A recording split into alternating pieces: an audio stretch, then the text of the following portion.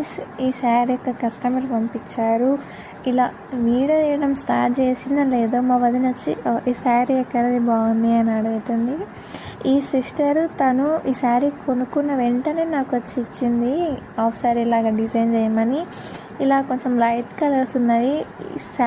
శారీలాగా convert చేయడం కన్నా ఇలా హాఫ్ శారీలాగా కన్వర్ట్ చేసుకుంటే చూడడానికి చాలా బాగా అనిపిస్తుంది.